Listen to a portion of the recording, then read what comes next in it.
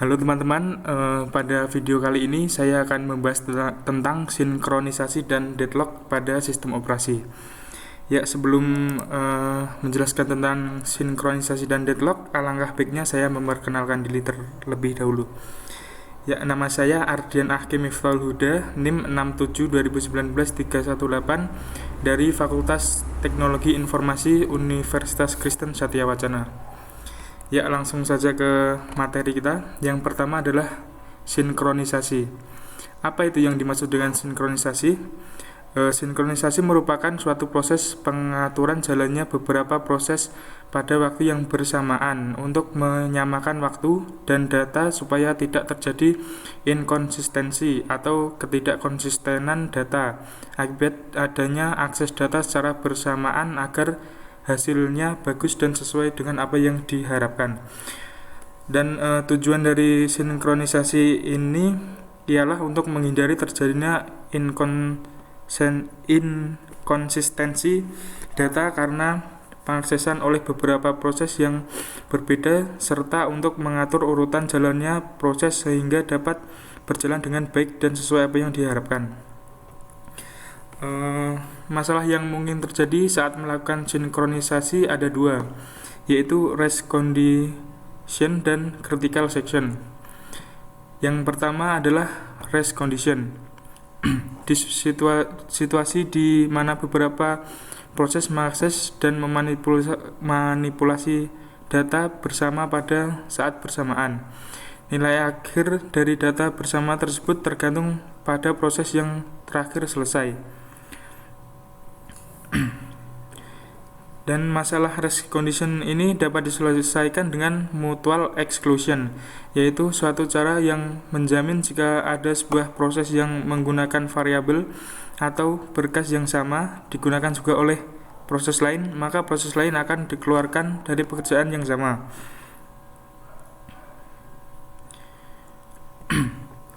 Yang kedua adalah critical section. Sebuah segmen kode di mana sebuah proses yang mana sumber daya bersama diakses. Biasanya sebuah proses akan sibuk melakukan perhitungan internal dan hal-hal lainnya tanpa ada bahaya yang menuju ke race condition.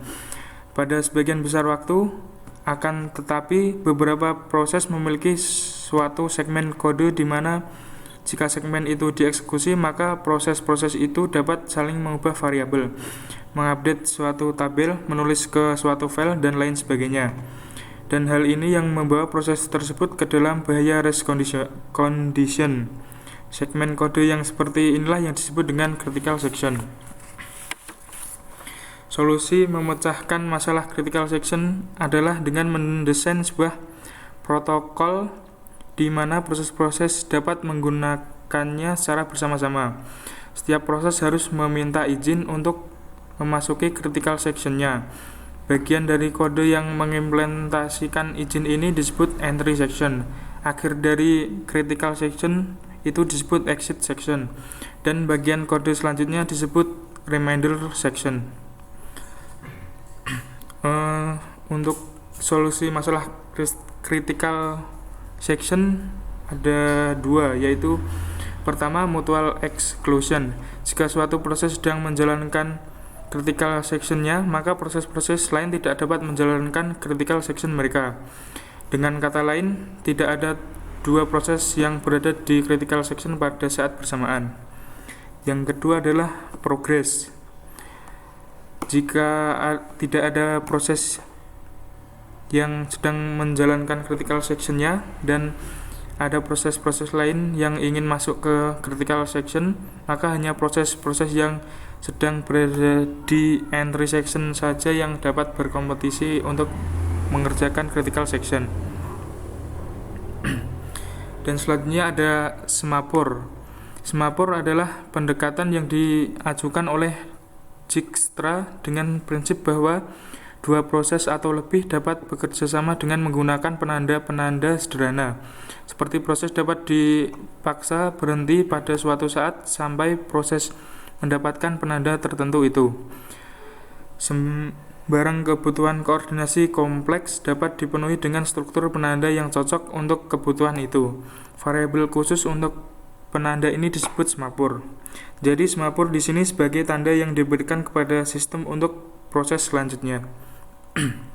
Semapur mempunyai dua sifat, yaitu satu, semapur dapat diinisialisasi dengan nilai non-negatif. Dua, terdapat dua operasi terhadap semapur, yaitu down dan up. Usulan asli yang disampaikan Dijkstra dan operasi P dan V. Operasi down. Operasi ini menurunkan nilai semapur. Jika nilai semapur menjadi non-positif, maka proses yang mengeksekusinya diblok. Operasi down adalah atomik, tidak dapat diinterupsi sebelum diselesaikan. Menurunkan nilai, memeriksa nilai, menempatkan proses pada antrian dan memblok sebagai instruksi tunggal. Sejak dimulai tidak ada proses lain yang dapat mengakses semapur sampai operasi selesai atau diblok. Operasi up. Operasi up menaikkan nilai semapur jika suatu proses atau lebih diblok pada semapur itu tidak dapat menyelesaikan operasi down.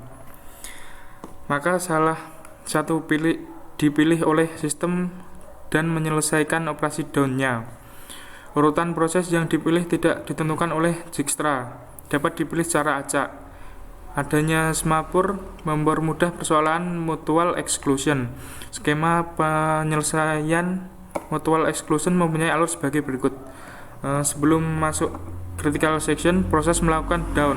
Bila berhasil, maka proses masuk ke critical section. Bila tidak berhasil, maka proses diblok dan semapur itu. Proses yang diblok akan dapat melanjutkan kembali bila proses yang ada di critical section keluar dan melakukan operasi up hingga menjadikan proses yang diblok ready dan melanjutkan sehingga operasi down-nya berhasil. Dan setelah membahas tentang sinkronisasi, saya akan membahas tentang deadlock. Deadlock dalam arti sebenarnya adalah kebuntuan. Kebuntuan yang dimaksud dalam sistem operasi adalah kebuntuan proses. Jadi deadlock ialah suatu proses di mana proses tidak berjalan lagi ataupun tidak ada komunikasi lagi antar proses. Deadlock disebabkan karena proses yang satu menuju sumber daya yang sedang dipegang oleh proses lain yang sedang menunggu sumber daya yang dipegang oleh proses tersebut. Dengan kata lain, setiap proses dalam set menunggu untuk sumber yang hanya dikerjakan oleh proses lain. Ya, faktor penyebab deadlock. Pertama ada mutual exclusion, yaitu suatu kondisi di mana setiap sumber daya diberikan tepat pada satu proses pada suatu waktu.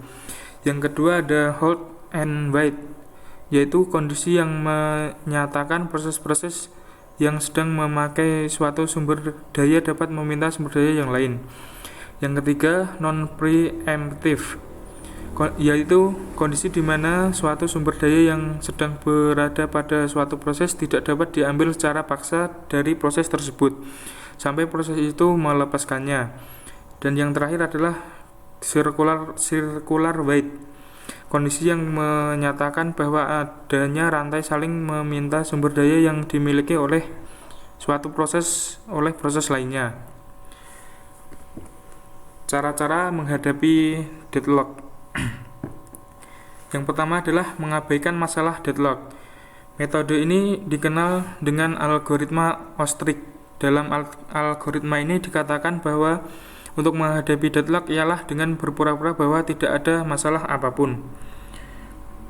Yang kedua, mendeteksi dan memperbaiki. Caranya ialah dengan cara mendeteksi jika terjadi deadlock pada suatu proses, maka dideteksi sistem mana yang terlibat di dalamnya. Setelah diketahui sistem mana saja yang terlibat maka diadakan proses perbaikan dan menjadikan sistem berjalan kembali. Yang terakhir, menghindari deadlock. Pada sistem kebanyakan permintaan terhadap sumber daya dilakukan sebanyak sekali saja. Sistem sudah dapat mengenali bahwa sumber daya itu aman atau tidak dari deadlock. Setelah itu baru dialokasikan. Ada dua cara, yaitu yang pertama, jangan memulai proses apapun jika proses tersebut akan membawa kita pada kondisi deadlock, sehingga tidak mungkin terjadi deadlock karena kita akan menuju deadlock sudah dicegah. Yang kedua, jangan memberi kesempatan pada suatu proses untuk meminta sumber daya lagi jika penambahan ini akan membawa kita pada suatu keadaan deadlock. Ya, terima kasih. Ya, itu tadi yang sudah saya sampaikan tentang apa itu sinkronisasi dan deadlock. Terima kasih.